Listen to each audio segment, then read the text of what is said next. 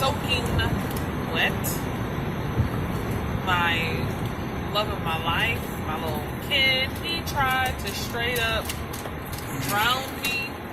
Not once, not twice, but 3 times.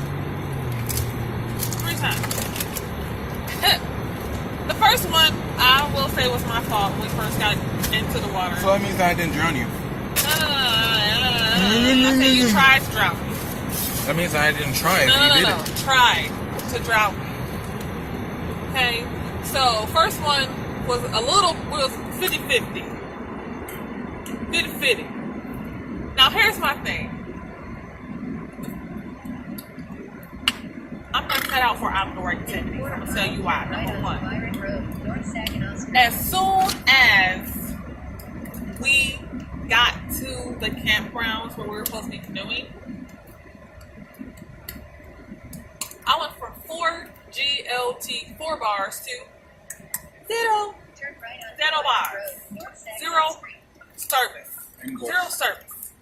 They didn't even have bathrooms. They had no bathrooms. They had an outhouse. You were camping. This is not outside work. This is not a park.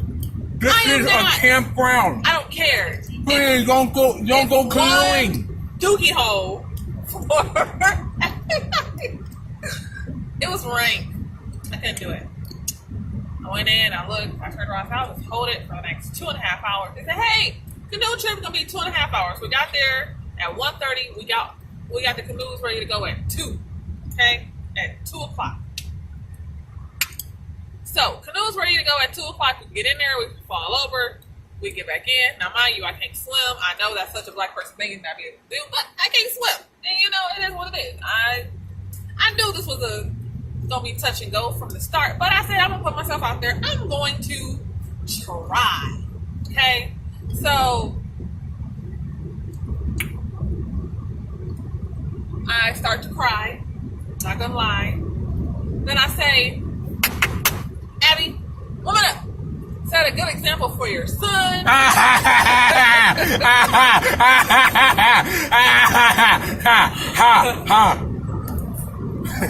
Set a good example for your son and go forward. About 10 more strokes of the paddle in after I said that, it was pretty darn clear that it was a mistake. But the way we was going, you couldn't turn around. It was just whatever. This water was like so shallow. It was literally ankle depth at some point. And then it went to be like neck depth at some point. Most of it was pretty much at your ankles and your knees. We got stuck numerous times. You know, we fell over twice more, which those 2 were actually not my fault. And then on top of that, just had a deer across the street. And then on top of that,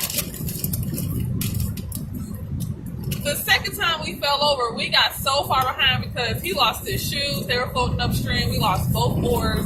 They were floating upstream. We lost both the rescue pad vest things. Those were both going upstream. And I lost my vest, like the actual snap-on protect yourself vest. That also was going upstream. So I had to wait for him to chill out because he was so frustrated and angry and upset that he was just ready to fight.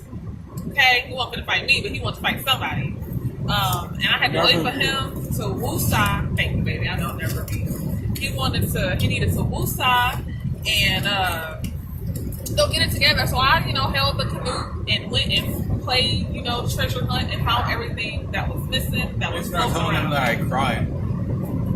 Well, you just told him that you did. So yeah, he did cry just a little. I can understand the frustration though, because I was ready to cry again, but I was like, I gotta be strong.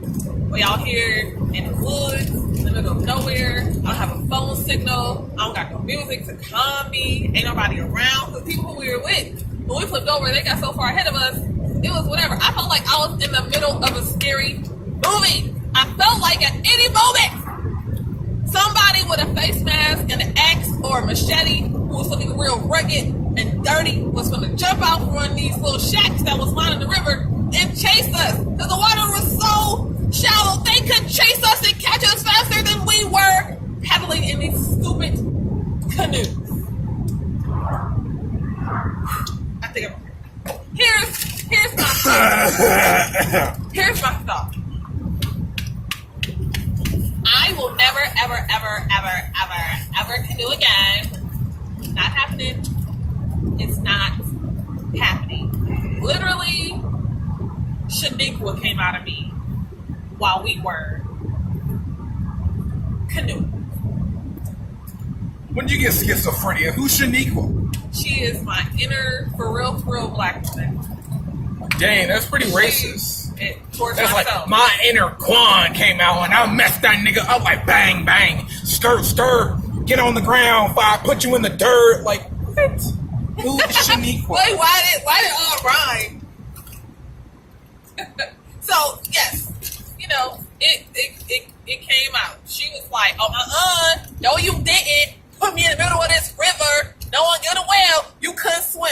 No one good and well that if we drown, ain't nobody gonna save us. That's what was going on in my head. I was ready to cry, to die, to give up.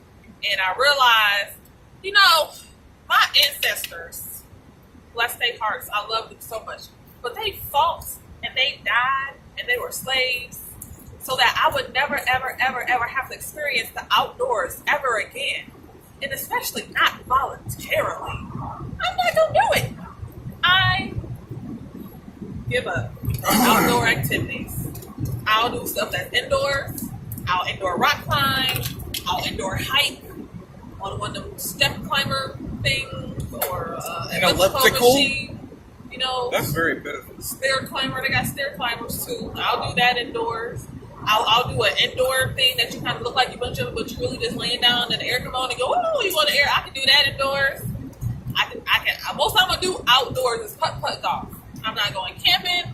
I'm not going canoeing. I don't even want to go sightseeing for a while. Like, I am good on it all. Stress level, had to get in the car, pop 2 ibuprofen. My stress level is up to here. My weave is wet, soaking wet. I got river water. Water was just stinky, nasty, dirty, and like this high in certain places, and then like this high in others. But that's my final review of kayaking, canoeing, whatever y'all want to call it. I'm pretty sure it was a canoe because my whole body went inside. They died when we flipped over. I just thought they'd been dead. But yeah, so my whole review of Abigail ever going canoeing again is